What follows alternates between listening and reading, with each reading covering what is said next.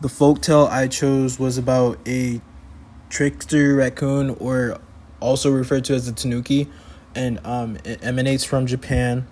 The story follows a salesman who has difficulty selling his supplies, like pans and pots and stuff like that, to his local village. So he wanders around the outskirts of town for new customers. He gets pretty close to the woods and he hears a scream. He doesn't know what it is, so he goes to check it out. And it's a trapped Tanuki slash raccoon. The leg of the raccoon was caught in a bear trap. So he frees the raccoon, and before he gets a chance to help it out, and before the raccoon even gets to thank him, for some reason the raccoon just scurries away. So the next day he walks his usual route and he finds a tea kettle.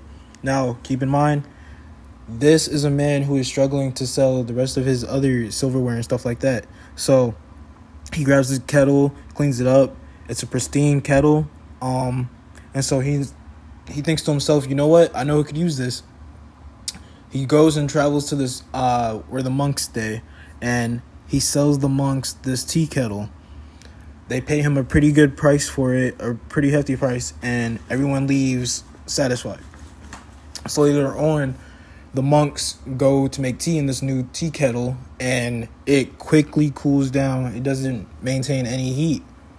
And so they quickly call the salesman back and complain about how it's not functioning how it should function. So they ask for a refund. So he goes and checks out the tea kettle, and it looks like an ordinary tea kettle. So he says to himself, well, maybe if I make them some tea myself, they'll get over it, or maybe they're just not making it right. So he goes to make tea for them, and the kettle sprouts some legs and some arms, and it turns into a raccoon, the Tanuki that he freed earlier, the day before.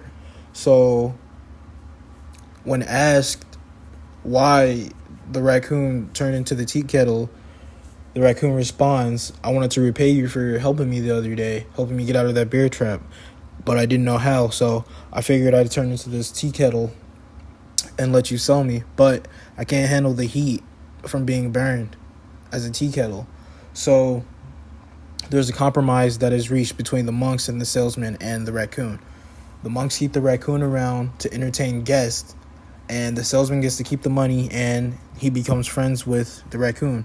So every now and then he'll go back and visit the raccoon, and they'll have a conversation. They'll catch up over a cup of tea, but this time out of a regular kettle. So I would say the message behind this is to be good to others, because you never know what will come from it. And that's not to say to be good to people just to expect things. That's just to say put others before yourself. You never know what might happen. He went into it looking for money, looking to salvage his business, and he ended up not only salvaging his business, but gaining a new friendship, a friendship that's prosperous and is good for both parties. So you never know. So I would say that is the message behind this folktale, and I hope you enjoyed.